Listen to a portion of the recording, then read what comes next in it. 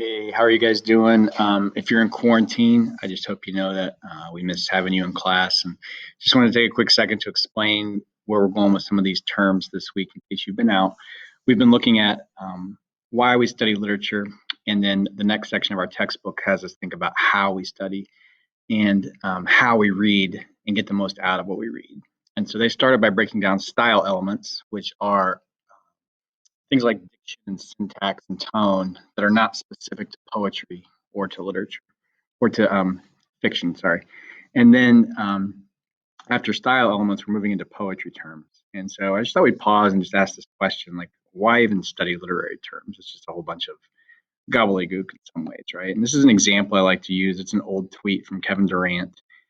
You can see what he says here. Okay.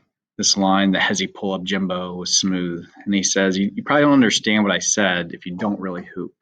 Okay. And I like this because I think it illustrates this point that terminology is a natural outcome of expertise, and it's not the other way around. We don't learn terms in order to gain expertise.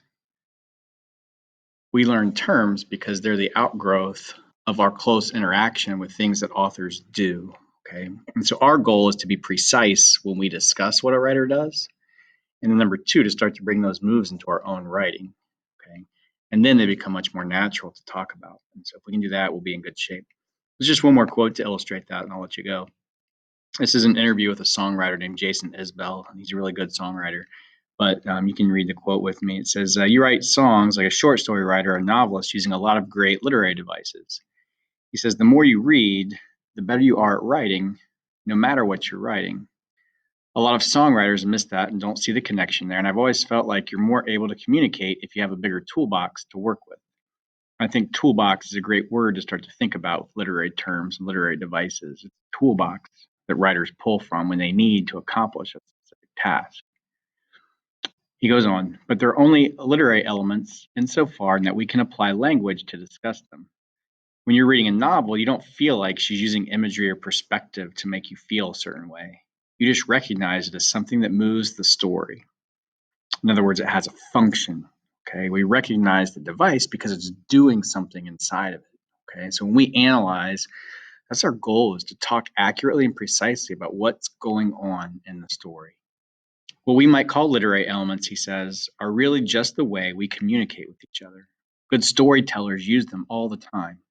I grew up around a lot of them, so that helped. And you sharpen those tools the more you read.